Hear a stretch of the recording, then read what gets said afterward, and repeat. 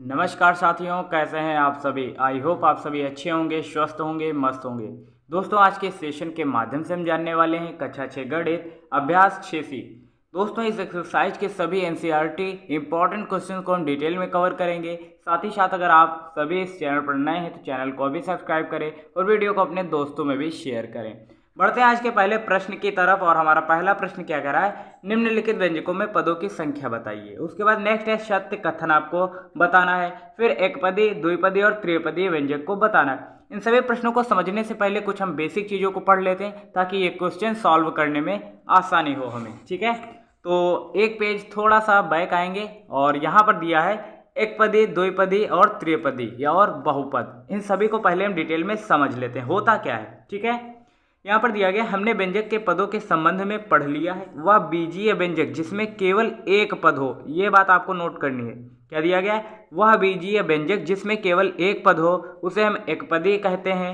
ठीक है, जैसे 5x दिया गया हो, -xy, 4z² या 7, ये एकपदी हैं। ठीक है, उसके बाद एक व्यंजक जिनमें केवल दो पद हों, एक व्यंजक जिनमें केवल दो पद हो वे असमान पद हों, द्विपद कहलाता है। क्या, द्विपद। द्विपद उदाहरण के लिए जैसे 3x + 2m, m-5 है ना, xy + 4z, a² - b², ये द्विपद के उदाहरण हैं। उसके बाद एक पदी है जैसे व्यंजक x² + 2hxy + y², तीन असमान पद हैं, इन्हें हम त्रिपद कहते हैं। ये आपको याद रखना है। ठीक है ना। उसके बाद व्यापक रूप में दो या दो से अधिक वाले व्यंजक को बहुपदीय व्यंजक कहते हैं। यानी कि एक पदीय व्यंजक होता क्या है, जिसमें केवल एक पद हो, जैसे x दिया गया हो या फिर y दिया गया हो या फिर 3x या फिर 4y, कुछ इस तरह से। द्विपद में जैसे 2x + y दिया गया हो या फिर 3x + 4 दिया गया, कुछ इस तरह से, तो वो द्विपद होगा। त्रिपद जिसमें तीन पद हो, जैसे x² + 2h + y², कुछ इस तरह से। बहुपदी जिसमें दो या दो से अधिक व्यंजक दिए गए हो तो उसे हम बहुपदी व्यंजक कहते हैं। चलिए अब हम करते हैं क्वेश्चंस को डिटेल में सॉल्व। ठीक है, क्योंकि अब क्वेश्चन को सॉल्व करने में कोई भी हमें कठिनाई नहीं होने वाली। ठीक है ना। चलिए, ये क्वेश्चन दिए गए और किताब को रखते हैं साइड में और क्वेश्चंस को सॉल्व करते हैं।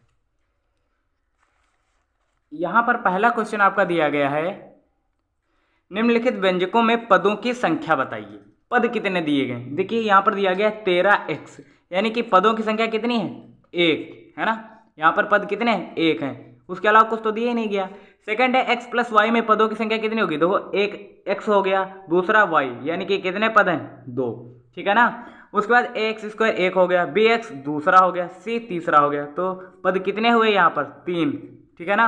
यहाँ पर दिया गया 3x - 5z, तो कितने हैं पद, पहला ये दूसरा ये, तो पद कितने हुए, दो। यही आपका उत्तर आ रहा होगा, आप चेक कर सकते हो। सेकंड दिया गया निम्नांकित में सत्य कथन बताइए। आपको सत्य कथन बताना है। अभी हमने पढ़ा था द्विपद, एकपदी, द्विपदी, त्रिपदी, ये सभी हमने पढ़ा। ठीक है ना। तो यहाँ पर दिया गया 5x² yz द्विपद व्यंजक है, तो ये असत्य हो जाएगा। द्विपद व्यंजक के लिए दो पद होने चाहिए, जैसे 3x + 2, कुछ इस तरह से, तो ये द्विपद होता। चूंकि यहाँ पर एक ही पद दिया गया है 5x² y, तो ये द्विपद व्यंजक नहीं, तो असत्य हो जाएगा। सेकंड है x² - 8x + 10 द्विपद व्यंजक है, तो ये भी असत्य हो जाएगा। इसमें कितने पद दिए गए, देखो 1 2 3, तो ये त्रिपद होगा व्यंजक ना, त्रिपदी व्यंजक, तो द्विपद कैसे होगा, ये असत्य हो जाएगा। सेकंड है 2x² + 7xy द्विपद व्यंजक है, हाँ देखो यहाँ पर 2x² दिया गया है, दूसरा 7xy, ये द्विपद व्यंजक है, तो ये सत्य हो जाएगा। यहाँ पर दो ही पद दिए गए। ठीक है ना। उसके बाद दिया गया है ax² + bx - c द्विपद व्यंजक है, तो असत्य हो जाएगा। कैसे असत्य होगा, क्योंकि देखो ax² एक पद, bx दूसरा, c तीसरा, तो ये तो त्रिपदी व्यंजक होना चाहिए, द्विपद कह रहा है तो असत्य हो जाएगा।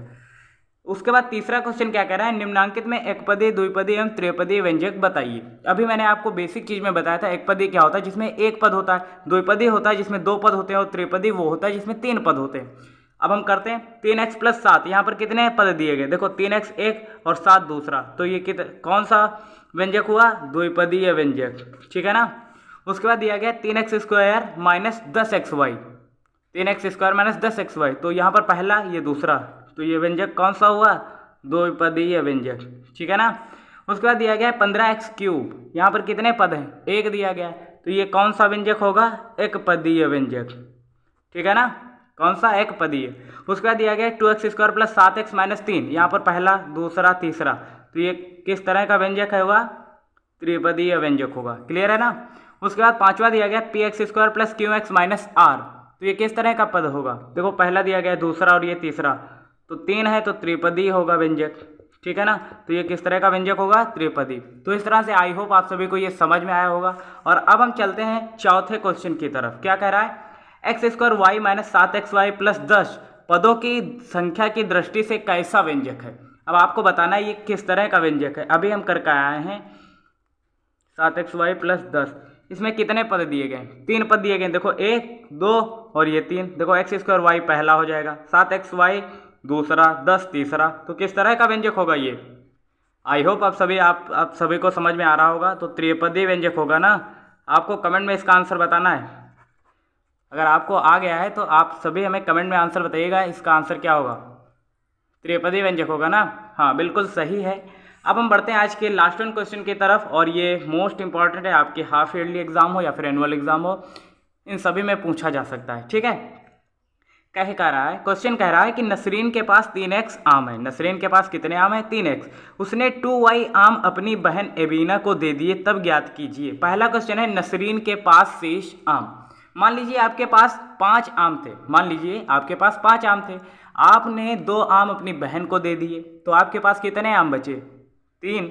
आपने क्या किया, घटाया ना। सेम प्रोसेस यहाँ पर करना है। नसरीन के पास 3x आम थे, उसने 2y आम अपनी बहन को दे दिए, तो नसरीन के पास शेष आम कितने होंगे, 3x माइनस 2y। ये जो आम होंगे यही आम होंगे, इसका राइट आंसर। क्लियर है ना। देखिए यहाँ पर एक्स वाई जेड चर दिए गए तो घटेगा नहीं, उसमें सिर्फ और सिर्फ चिन्ह लगा दिया जाता है। उसके बाद दिया गया शेष आमों की संख्या में पदों की संख्या बताइए। इसमें कितने पद हैं। देखिए पहला पद दूसरा पद, 2 ही तो पद हैं, तो पदों की संख्या कितनी होगी, 2।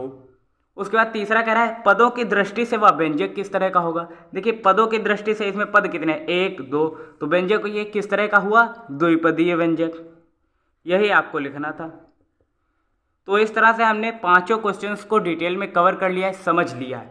आपको ये क्लास कैसी लगी आप सभी हमें कमेंट में बता सकते हैं। मिलते हैं ऐसे नेक्स्ट अमेजिंग वीडियो के साथ, तब तक के लिए जय हिंद, नमस्कार। देखते रहिए SS लाइफ टाइम।